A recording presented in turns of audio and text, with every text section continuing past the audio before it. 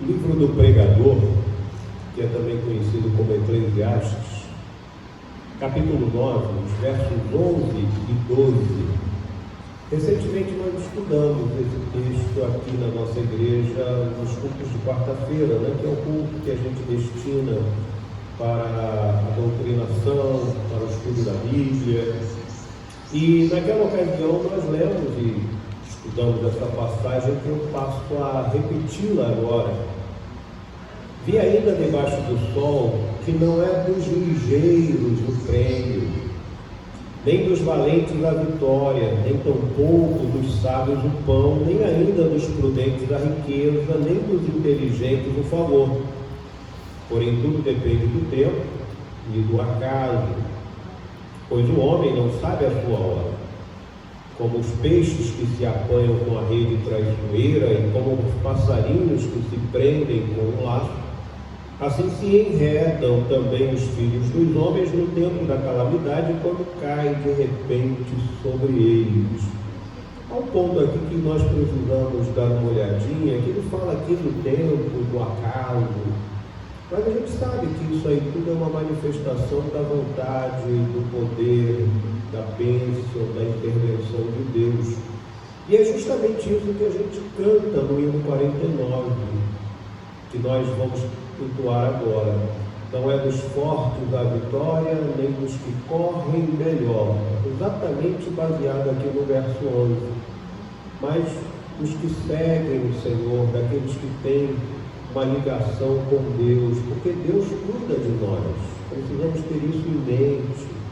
E de forma muito clara, ainda que as coisas não pareçam cooperar para o nosso bem, sim, coopera. Eu sempre gosto de usar essa referência. Se você pegar um filme na sua casa e for ver aquele filme, você vai ter um final. Se você repetir aquele filme, quando chegar lá no finalzinho, você vai saber, vai acontecer isso. Uma vez eu usei até o Titanic como referência. Quando você chega lá, o navio afunda. Não tem jeito, aquele navio vai afundar todas as vezes que você observar aquele filme. Deus é assim. Ele já sabe o filme da nossa história.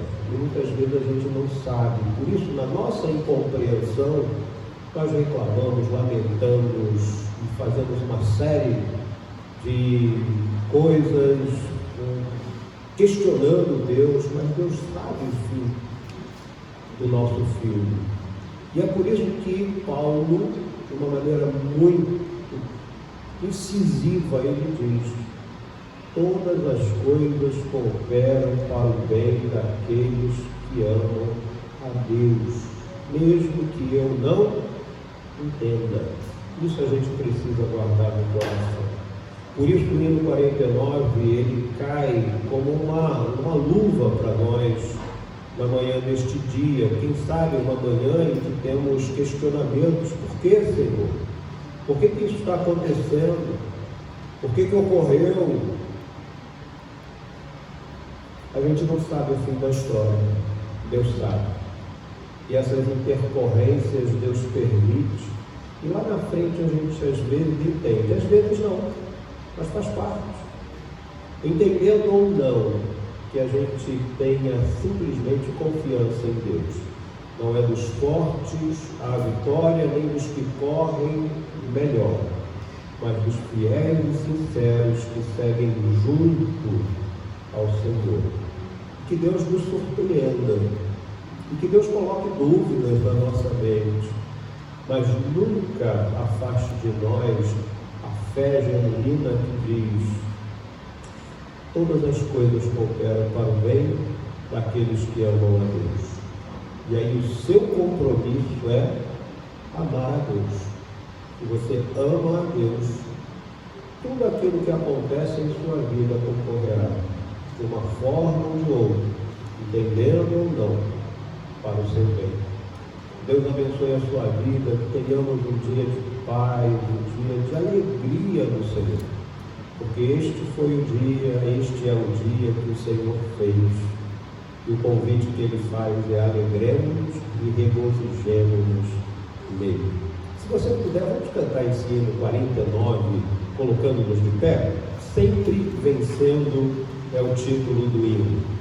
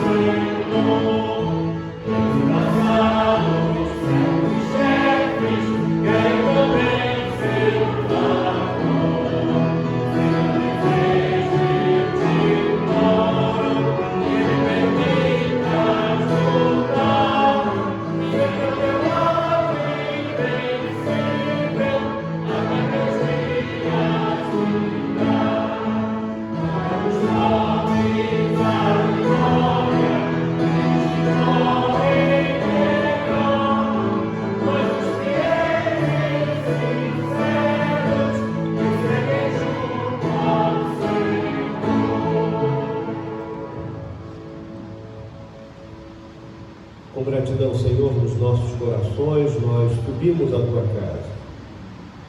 Uma sociedade marcada pelas incertezas.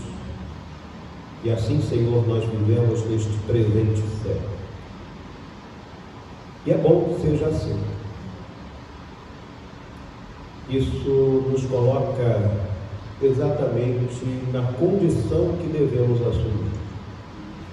Sociedade cheia de incertezas, sem sabermos o que ocorrerá amanhã. E como diz a Tua palavra, pelo Teu próprio Filho, basta cada dia o seu momento, basta cada dia o seu próprio mal. Por isso, Senhor, nessa sociedade que assim nós apresentamos e vivemos, que nós saibamos viver a experiência da Tua presença, que nos livra da ansiedade. Faz, Senhor, com que tenhamos dias melhores, sem muitas vezes questionar sobre o amanhã. Por isso, ajuda-nos, Senhor, a viver de forma intensa e plena, completa, absoluta, o dia de hoje. Dá-nos, Senhor, a Tua graça que ensina, que educa.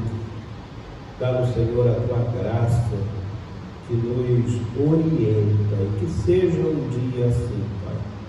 E obrigado, porque temos a convicção de que todas as coisas cooperam para o bem daqueles que Te amam. E nós Te amamos. Por isso, Senhor, fica conosco. Obrigado pela oportunidade que Tu nos dás Oramos no nome de Jesus. Amém. Vamos nos assentar, irmãos. Nós vamos ler 6 versos do profeta Isaías. Se você quiser acompanhar a leitura, Isaías capítulo 41, versos de 1 a 6, é o nosso momento de contrição. Mas ainda pensando um pouquinho naquele hino 49, eu não sei quantos têm esse costume, eu tenho isso de longa data, e de observar quem é o autor dos hinos. Eu tenho esse costume. E esse hino que nós cantamos, ele é letra de uma mulher, Jane Fanny Crosby. E a gente cantou uma coisa tão bonita, não foi? Não é dos fortes da vitória, dos que correm melhor. Agora imagine uma mulher que viveu há muito tempo, mais de séculos, e nasceu cega de nascença. Nasceu cega. Cega de nascença é uma redundância, né? Nasceu cega de nascença, mas ela nasceu absolutamente sem capacidade de enxergar. E quando você pega os hinos que ela compôs, a gente vê uma beleza, uma confiança. Ela é capaz, inclusive, de descrever a natureza que ela nunca enxergou. Aquela mulher tinha uma visão espiritual que falta a muitos. E é da pena dela, é sua escritura, dizendo não é dos fortes a vitória. E aí a gente lembra do apóstolo, que a gente leu até semana passada. Quando eu sou fraco, aí é que eu me torno forte. Porque a fortaleza do homem não é capacidade dele, mas é uma habilidade que Deus confere. Que a gente aprenda isso, que a gente viva essa realidade, fará muito bem ao nosso coração. E Isaías escreve o seguinte: calai-vos perante mim. Que expressão interessante, né? Calai-vos perante mim. É um convite para ouvir, né? Calai-vos perante mim, ó ilhas dos povos, renovem as tuas forças. Cheguem-se e então falem. Cheguemos e pleiteemos juntos. Quem suscitou do Oriente aquele a cujos passos segue a vitória? Quem faz que as nações se lhe submetam e que ele calque aos pés dos reis e com a sua espada os transforme em pó e com o seu arco em palha que o vento arrebata? Persegue-os e passa adiante em segurança por uma vereda que seus pés jamais trilharam. Quem fez e executou tudo isso? Aquele que desde o princípio tem chamado as gerações à existência. Eu, o Senhor, o primeiro e com os últimos, eu mesmo. Os países do mar viram isto e tremeram. Os fins da terra tremeram, aproximaram-se e vieram. Um ao outro ajudou e ao seu próximo disse: ser forte. É o seu momento de oração. Dentro de tudo isso que nós falamos até o presente momento, comece a olhar a sua vida. Farei isso também. Estou fazendo já um inventário da minha vida. Onde eu preciso mudar? Onde eu preciso que Deus me perdoe? Quais atos foram indevidos? Quais atos foram positivos e devo renová-los mais vezes? Quais atos que nós falamos no positivo de que Deus tenha misericórdia e faça com que eu não os realize mais? Vamos orar silenciosamente, pedindo que Deus nos conforte, que Deus nos abençoe, que Deus nos perdoe. Vamos orar então silenciosamente?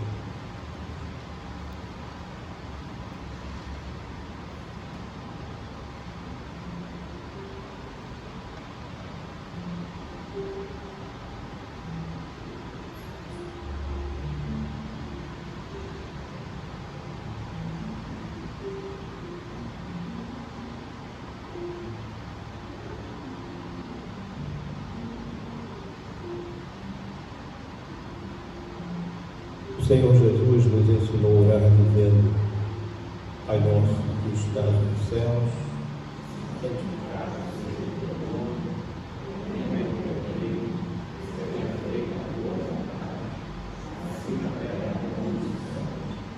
O nosso cada dia nos dá hoje, perdoa nossas ofensas, assim como nós perdoamos aos nossos devedores. Não nos deixe cair em tentação, mas livra-nos do mal, pois teu reino, o poder e a glória para sempre.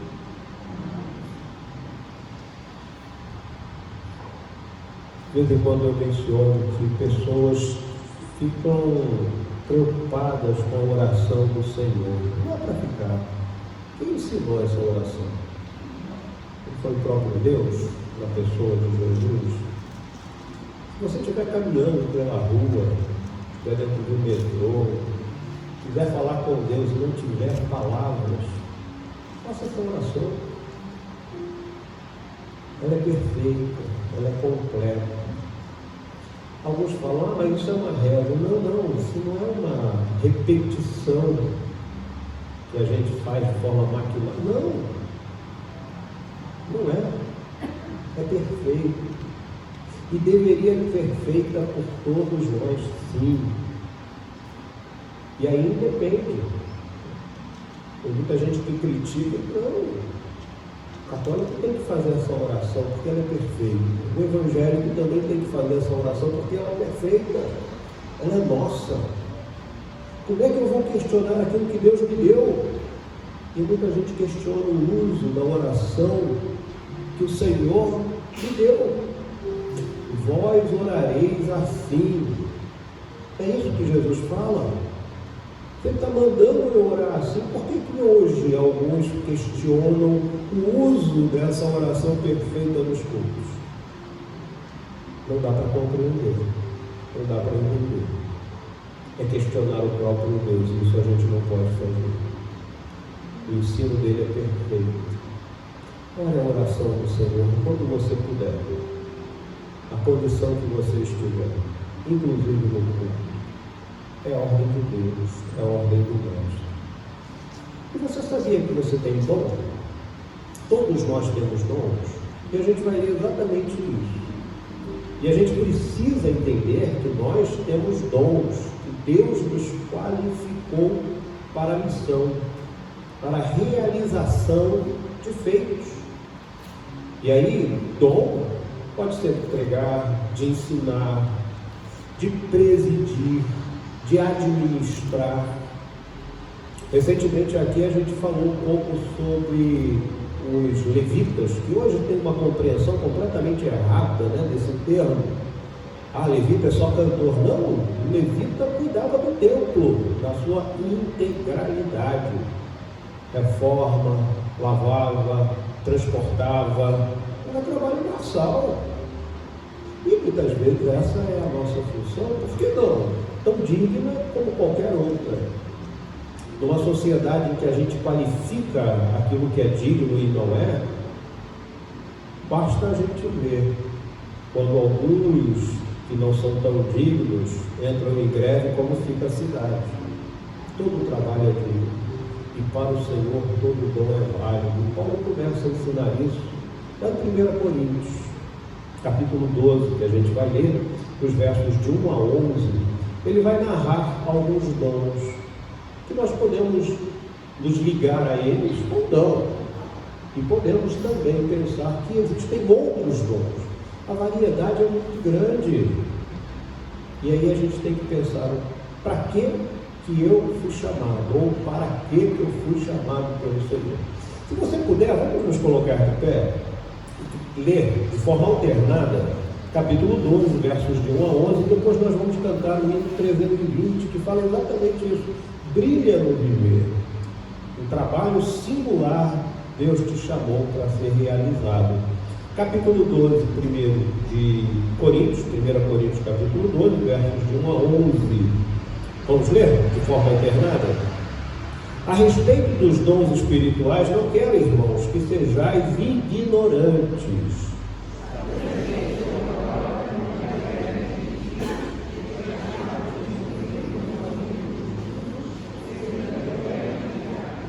Por Por isso vos faço compreender que ninguém que fala pelo Espírito de Deus afirma anátema Jesus. Por outro lado, ninguém pode dizer Senhor Jesus, senão pelo Espírito Santo.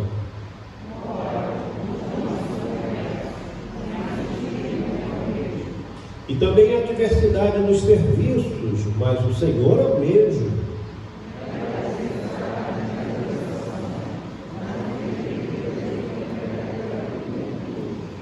A manifestação do Espírito é concedida a cada um visando ao fim proveitoso.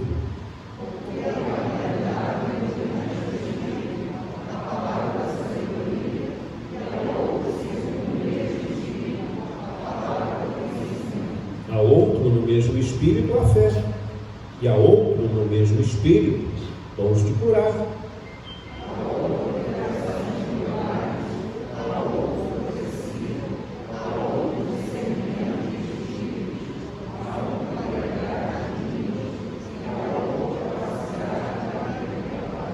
Todos, mas um só e o mesmo Espírito realiza todas estas coisas, distribuindo-as como lhe apraz a cada um individualmente. Que Deus nos abençoe e não nos permita, com relação aos dons espirituais, sermos ignorantes, como diz o verso 1 que nós lemos. E também com aquela visão, visando, como diz o texto, visando ao fim proveitoso. Que assim seja a manifestação do Espírito Santo na nossa vida, capaz de produzir dons que sejam de proveito. Que Deus nos abençoe. 320 é o hino que nós vamos entoar. Vamos abrir os nossos hinários.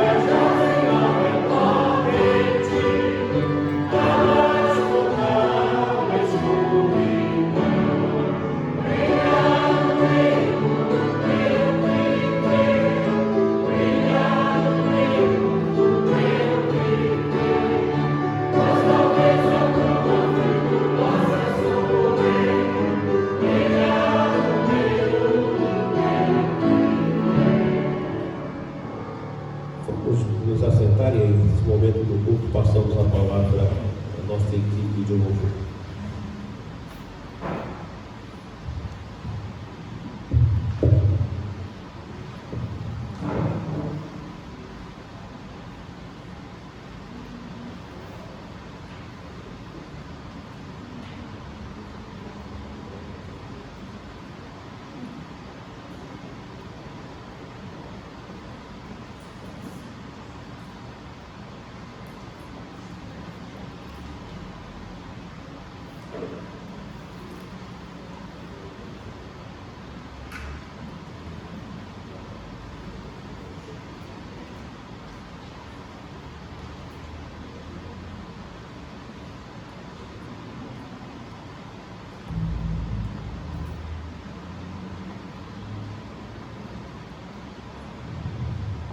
Bom dia, irmãos.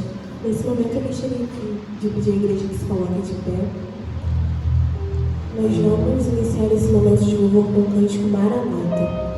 Nele diz que a nossa confiança deve ser depositada totalmente no nosso Deus, porque Ele veio ao nosso mundo, Ele sofreu e Ele morreu em nosso lugar. Thank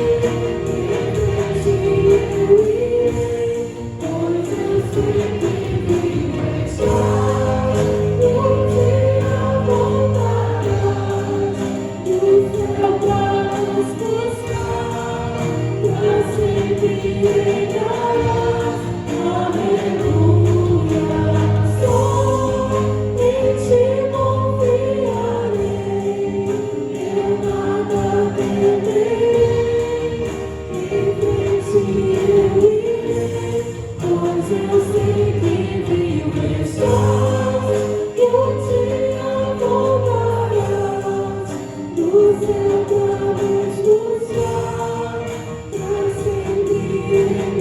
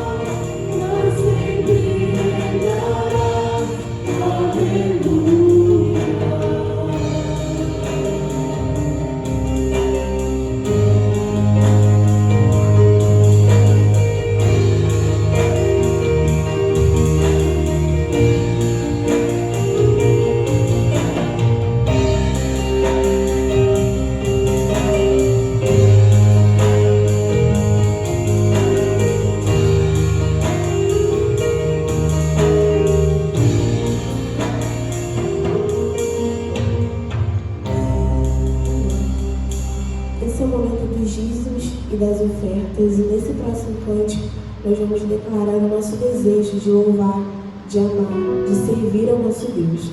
Com o cântico Quero Louvar-te.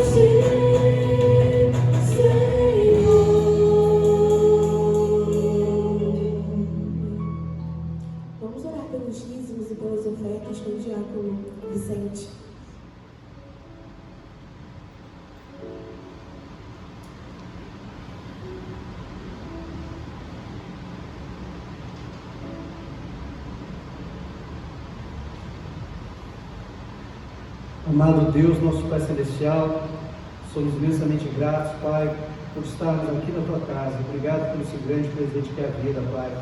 Que cada dia possamos fazer jus a essa bênção, jus ao sacrifício expiatório de Jesus Cristo, fazendo aquilo que Te agrada, Pai.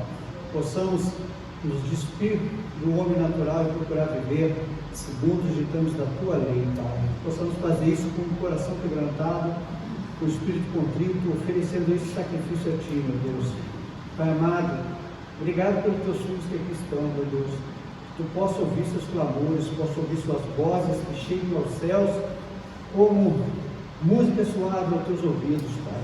Pai amado, Tu conhece a luta de cada um, Tu conhece a batalha de cada um, por favor, que Tu possa, sim, interceder, ser um mediador naquilo que eles almejam, Senhor, justo aos Teus olhos. Abençoe a nossa terra, Pai, sare a nossa terra, que ela dê o fruto, e que o fruto chegue de preço acessível na mesa dos teus filhos, Pai. Inspire aqueles homens que estão em posição de tomar decisões, a tomar decisões voltadas para a coletividade, para o bem de todos, Pai. E aqueles que estão fazendo das suas posições trono de iniquidades, que a tua mão esteja sobre eles também, Pai.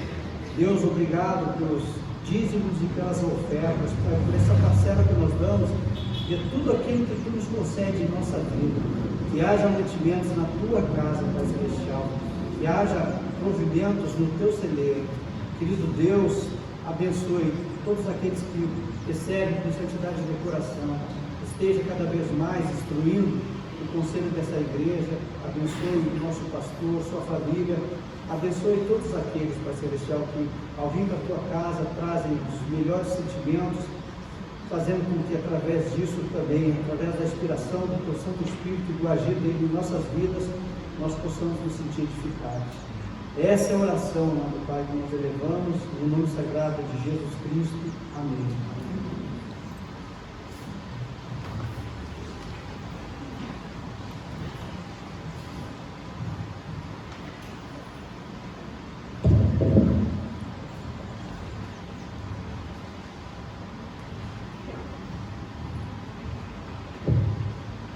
O texto que nós escolhemos para a nossa reflexão é a porção final da carta que Paulo escreve a Tito. Então, no capítulo de número 3, os versos de 12 a 15.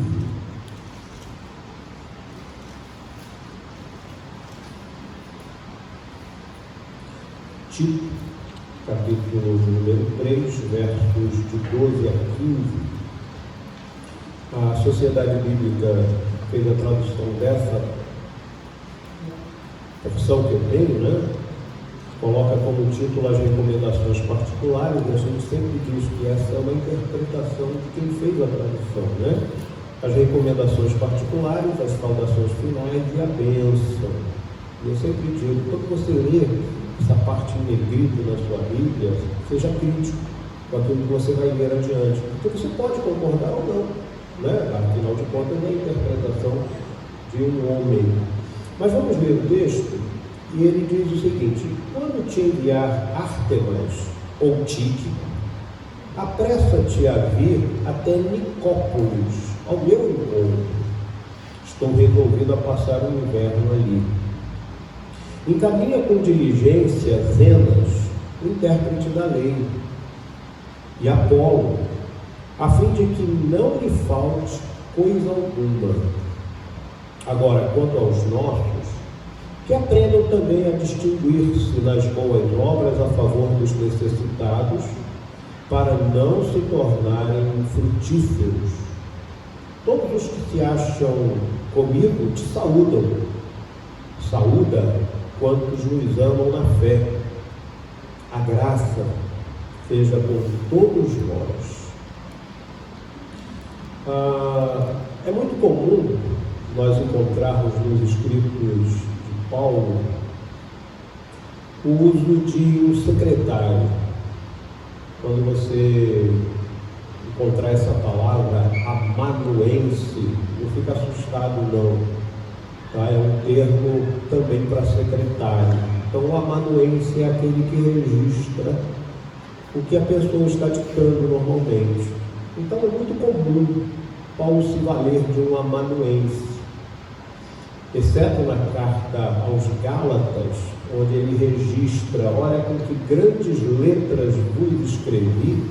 A maioria dos seus escritos ele se valeu de um secretário, de uma pessoa que estava ali para ouvir o que ele falava e fazer a escrita, numa época muito difícil de você ter registros, né, escritos. Agora, parece que essa última porção que a gente leu aqui, né, essa porção última da carta de Tito, ele não tenha se valido de um amanuense. Parece que ele colocou a mão dele para escrever.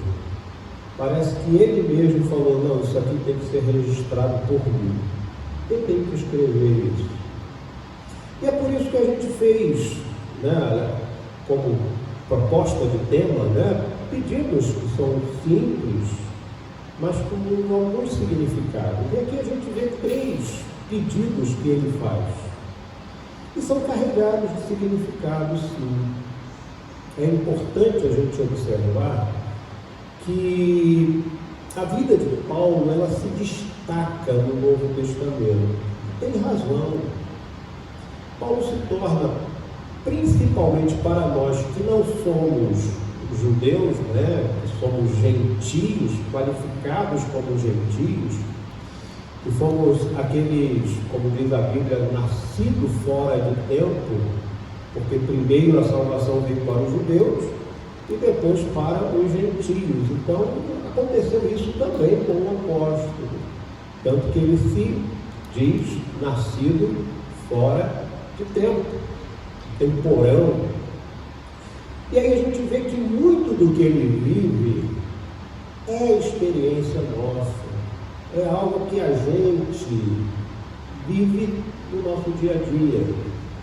E Paulo tinha uma capacidade grande como ser humano, e nessa capacidade grande como ser humano, ele acaba incorporando também a graça, ele acaba incorporando também a misericórdia de Deus, e por isso ele se torna para nós uma referência. É uma referência a ponto dele mencionar: ser de meus imitadores, enquanto eu for imitador de Cristo. É claro que a gente tem que entender assim. Pode ser que a gente encontre na biografia de Paulo algum ponto que a gente diga: não, aqui não dá para seguir Paulo. Pode ser. Afinal de contas, nós estamos falando de um ser humano. E o ser humano é igualzinho a você. E não é diferente de mim. Cheio de falhas, de erros, de acertos, de compreensões e de incompreensões. Esse é o apóstolo. Agora eu gostaria de trabalhar um pouquinho nesses pedidos que ele faz. O primeiro pedido que a gente observa é direcionado a Tito. Coisa bonita que ele faz. Tito, venha para Nicópolis. E depois pode até procurar para achar essa cidade. Se você pegar no mapa, você vai compreender por que Nicópolis. Nicópolis era uma região mais central, mais fácil de Tito, que estava em Creta, sair, e de Paulo também se deslocar. Era um local favorável para o inverno, que em determinadas localidades daquela região, o inverno era extremamente rigoroso, de um rigor tremendo, difícil de você vencer aquele inverno. Então Nicópolis se tornava um local ideal. E por que Paulo fala para Tito ir até lá? Eu não sei. Isso aqui é o bom, né, da Bíblia. Tem coisas que a gente não tem resposta. Por que Paulo está mandando Tito ir até Nicópolis e falar: nós vamos passar o inverno lá? Não sei, não faço a mínima ideia. Mas a gente pode começar a pensar que Nicópolis também talvez fosse um bom lugar para uma estratégia evangelística. Olha, vamos para lá, que lá a gente vai conversar. Muito provavelmente vamos ter outros ali presentes, e aqui é um lugar estratégico para a gente sair. Mas Paulo tem uma visão organizacional tão interessante, é um administrador de primeira, que ele diz o seguinte: Tito, a sua presença em Creta é muito importante. Espera a chegada ou de Ártemas ou de Tíquico. Um deles vai te substituir lá, porque lá precisa também de uma liderança. Depois que eles chegarem, você vem. Depois que eles chegarem, você vem para cá, e aí nós vamos passar o inverno e depois continuamos a nossa atividade. Paulo não deixou a igreja de Creta desassistida. Ele teve a visão de entender, aqueles lá precisam de cuidados. Sabemos muito pouco de Ártemas, pouquíssimo, talvez só aqui. Tíquico já é mais mencionado dentro da Bíblia. Paulo faz referência lá em Timóteo, de Tíquico.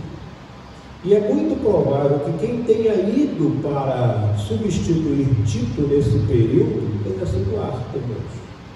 Mas o que eu quero destacar é um pedido simples: vem aqui, vem me visitar, fica aqui um pouco comigo. Mas Paulo não era egoísta a ponto de dizer: deixa esse pessoal aí, vem ficar aqui comigo, que eu preciso da gente bater um papo, conversar, estabelecer metas. Não, ele falou: eu tenho que pensar no outro também. O outro também precisa ser assistido. Tito é importante lá. Enquanto ele não estiver, alguém capaz de substituí-lo tem que estar lá. E Tito era alguém do coração de Paulo. Olha o versículo de número 4, do capítulo 1, para a gente ter uma ideia do relacionamento de Paulo com Tito. Tito, a Tito, verdadeiro filho, segundo a fé comum, verdadeiro filho. Era assim que Paulo reconhecia Tito. Então, aquele período, e a gente tem que pensar também que nessa solicitação que Paulo faz, ele já está antevendo situações que se tornariam muito tensas para ele, inclusive seu martírio. Tito era importante na vida, mas ele falou: eu não posso querer tudo para mim, eu tenho que pensar também no outro. Enquanto ele estiver comigo, outros podem fazer o seu trabalho.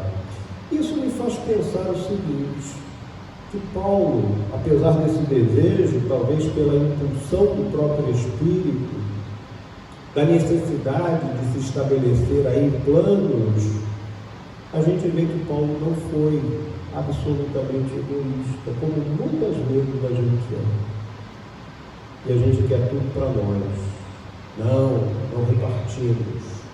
Aqui a gente começa a entender que Paulo é capaz de pensar em quem está além, não só aquele que está ao seu lado. Esse é o primeiro ponto que eu gostaria de destacar, que é capaz que nem todo mundo conseguiu perceber isso, mas eu enxergo isso nessa passagem.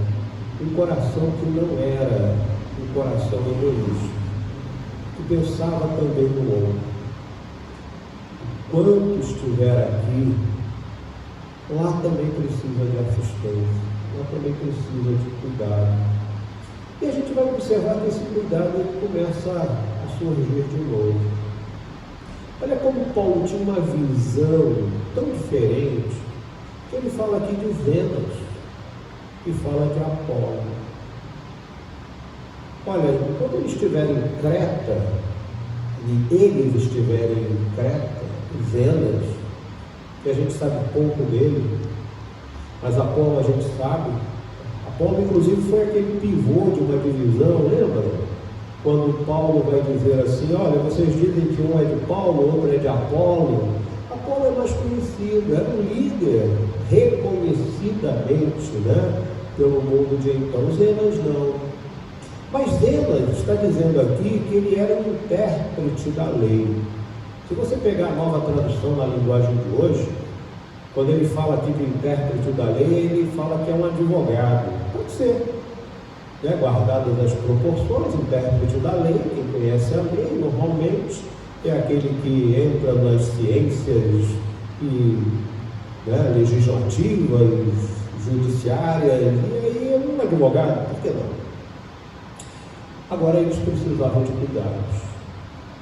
Olha, Zenas e Apolo, quando estiverem aí, cuida deles.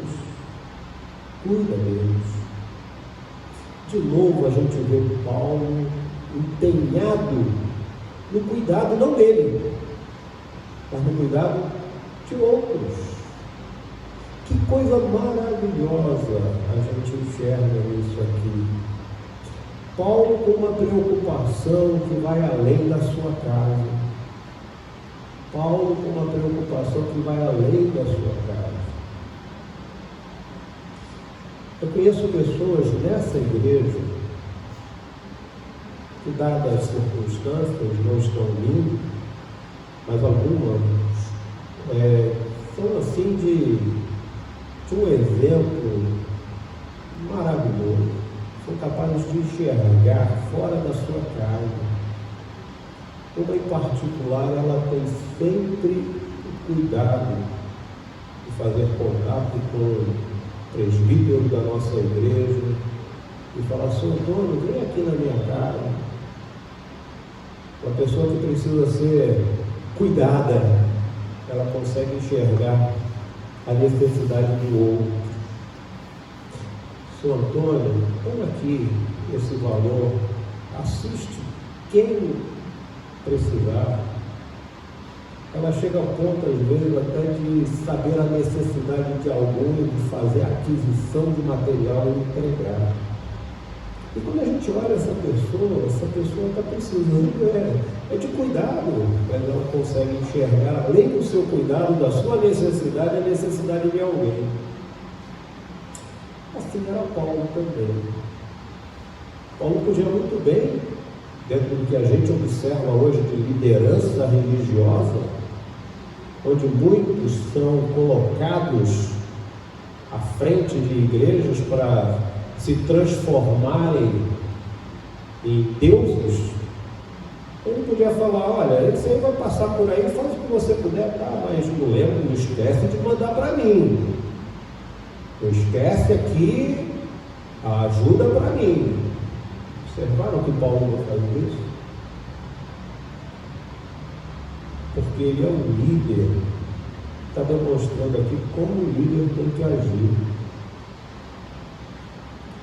Pensar no outro, cuidar do outro. O benefício não pode ser só meu.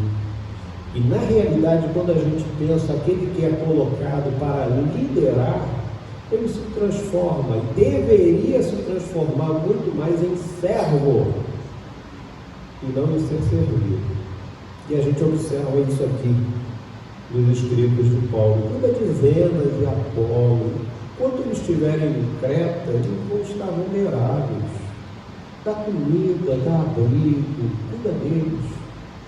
Eles são importantes. Paulo não está pedindo para eles.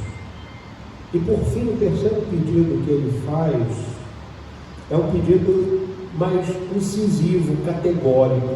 Olha o que ele diz lá no versículo de número 14. Agora, quanto aos nossos, que aprendam também a distinguir-se.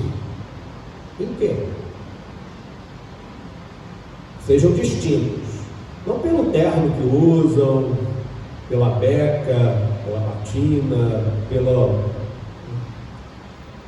forma aí bonita de se portarem, né? Sejam distintos. Não, como é que ele fala? Eles aprendam também a serem distintos, distinguir-se nas boas obras. A favor de quem? Os necessitados. Que coisa linda! Que coisa linda! É assim que Paulo termina a sua carta. Agora, quanto aos nossos que estão em Creta, né, uma referência aos cretenses, aprendam também a distinguir-se nas boas obras a favor dos que são necessitados, para não se tornarem infrutíferos. Cooperar de coração, manifestações de generosidade, para algumas necessidades, às vezes até imperiosas, ali fundamentais. E isso tudo faria com que eles não fossem infrutíferos. Quando a gente encontra alguns textos, a gente começa a encaixar essas ideias. Tem uma passagem que diz o seguinte: para que o homem de Deus seja perfeito e perfeitamente habilitado para toda boa obra. Que obra mais bonita do que olhar a carência, a necessidade de alguém poder suprir e assistir. E Deus nos usa para isso. A gente tem uma máxima aqui na igreja que é a seguinte: quando a gente sai para fazer qualquer atividade, quem volta abençoado somos nós. Isso tem fundamento na Bíblia, mas bem-aventurada coisa é dar do que receber, porque se eu sou capaz de dar, é porque eu tenho. Talvez não me sobra, mas eu tenho. Eu posso ajudar alguém que não? Eu tenho. Na nossa experiência ontem, distribuindo aqueles kits, né? A nossa cozinha está em obra, então a gente não pôde fazer as nossas quentinhas ou outra coisa, então a gente comprou já tudo pronto e fez a montagem dos kits. Nos deparamos com uma pessoa na rua que, olha, mexeu com a gente. Sempre tem alguém que mexe com a gente. E ontem uma pessoa mexeu com a gente. Estava saindo do trabalho que ele desenvolve, ele não conseguiu ganhar nada. O dia inteiro trabalhando, não ganhou nada. Uma borracharia, e borracharia a gente sabe, só vai ganhar se alguém furar o pneu. Se ninguém furar o pneu, e passar por ali, não tem dinheiro. E ele saiu e falou assim: olha, entrei no mercado porque minha esposa pediu e meu filho estava pedindo Nescau e biscoito. Eu não tenho como comprar, né? Aí, e vocês? Aí a gente falou para ele: pois é, o nosso kit tem um sanduíche, o pão com mortadela, tem um biscoito e tem uma caixinha de Nescau. Foi o que a gente deu para ele e ele saiu dali com os kits que nós fornecemos, feliz da vida. Feliz da vida. Às vezes a gente acha que o nosso pouco para a distribuição pode não representar nada. É tão pouco. Mas naquele dia a gente viu que a inclinação que Deus colocou no coração da Fernanda, da Luciana, do Rogério, que foram os que adquiriram os produtos, né? A inclinação era essa, para atingir o coração. E fez a diferença. E aí a gente observa que é essa a proposta de Deus para mim e para você. Vamos ser distintos, distinguidos, seja a forma que você quiser olhar essa passagem, as boas obras. E aí, é claro, para realizar a boa obra, você precisa ter uma visão ampla. Muitas vezes sair do nosso mundo. Sair, né, das nossas estruturas que muitas vezes são bem fincadas. E graças a Deus que a gente tem tido isso. Graças a Deus a gente tem sido movidos a isso. Não é uma crítica, né, mas é só uma confirmação daquilo que Deus tem feito através de nós. Vocês não sabem que algumas coisas que a gente prefere manter, né, no silêncio para que tenha um efeito, mas eu tenho pessoas que mensalmente fazem contribuições para a tesouraria da igreja específicas para as atividades sociais. Detalhes, algumas dessas nunca pisaram aqui na nossa igreja. E assistem através de nós. O que Paulo escreve aos crentes nessa última passagem é digno de nós. Sejam distintos, né, nessas boas obras. E aí, boa obra é uma coisa tão ampla. Não é só você dar comida a quem tem fome. Às vezes é dar um abraço em quem tem carência. E por isso que eu gostaria que você fosse uma pessoa extremamente distinta ou distinguida nas boas obras. Que são amplas, são variadas, são múltiplas. Isso traz um resultado no nosso coração que vocês não têm ideia. Como foi bom dormir ontem, depois daquela pequena atividade que desenvolvi. sono veio fácil, foi tranquilo. O nosso desejo é que a gente continue dessa forma. Olhando os nossos interesses, sim. Paulo olhou nele, Tito, quero que você fique comigo durante todo esse período difícil aqui, esse inverno promete, eu queria que você estivesse comigo. Você é uma pessoa importante, mas não pensa só em você, não. Pensa só em você, não. Pensa nos outros, visão mais ampla. É isso que a gente aprende aqui. E muitas vezes a gente tem uma visão muito fechada, muito fechada. É bom ampliar a visão. E Deus nos abençoa. Eu não tenho dúvidas disso. Por isso eu gostaria que Deus continuasse nos nutrindo de dons, como diz a palavra do Senhor, e a gente leu. Que Deus continue nos orientando e dando a cada um de nós uma visão daquilo que Ele deseja. Servir ao Senhor é coisa muito ampla, muito ampla. Boa obra é muito ampla, muito ampla. Nós fazemos boas obras não para a salvação, mas as boas obras são realizadas porque a salvação nos atingiu. E Paulo demonstra isso, falando de Ártemas ou Tíquico, que cuidariam da igreja lá em Creta, de Tito, que seria uma boa obra na vida de Paulo, e também de Apolo, de Zenas, que seriam cuidados por aquela igreja. Que o nosso Deus nos oriente, que Ele nos cubra de graça, de misericórdia, de inteligência, de capacidade de enxergar que muitas vezes a espiritualidade que Ele quer é demonstrada com aquilo que a gente faz. Tiago, definindo a religião pura e sem mácula, faz dessa forma: assistir os órfãos e as viúvas nas suas necessidades e a si mesmo guardar-se incontaminado do mundo. Deus nos abençoe, que Deus nos guarde. Eu gostaria de convidar a igreja para cantarmos a excelência do amor, porque tudo que fizermos, se não for fundamentado no amor, valor nenhum vai ter. Por isso, a excelência do amor é a música que nós vamos cantar para encerrar o nosso culto nessa manhã.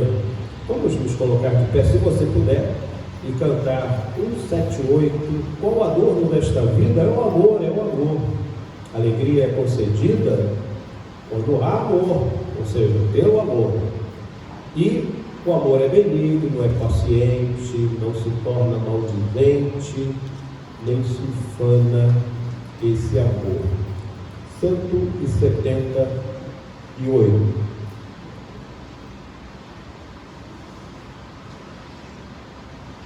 Vamos cantar a capela mesmo? Então vamos cantar sem música, não tem problema. Qual adorno desta vida?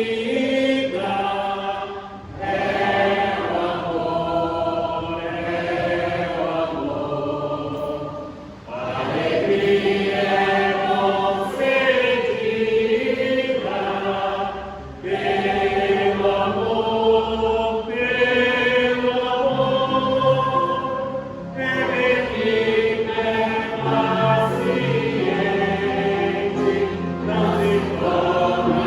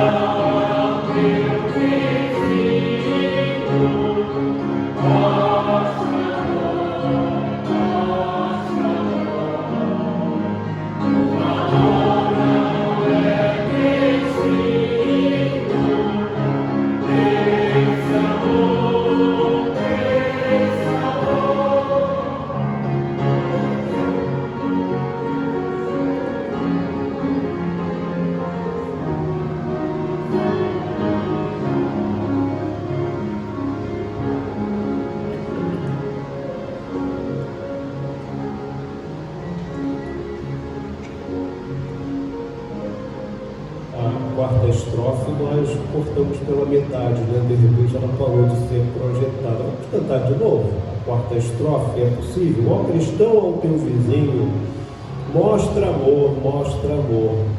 O valor não é mesquinho desse amor, desse amor. O Supremo Deus nos ama, Cristo para o céu nos chama, onde reina este amor.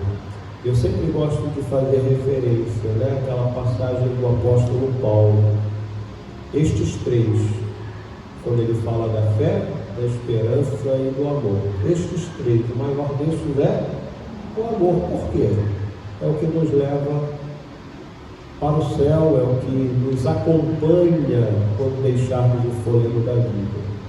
Sem desmerecer, mas colocando no seu devido lugar, fé e esperança é para aqui.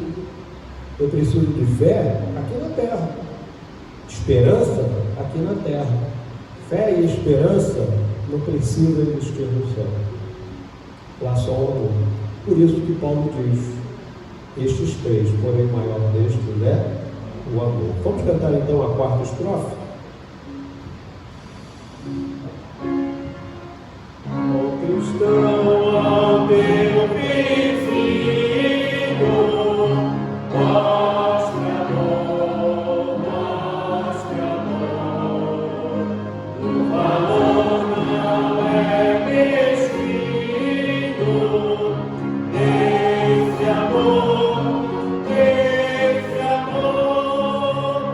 O Supremo Deus nos ama, Cristo para o céu nos chama, Cristo para o céu nos chama, onde reina este amor.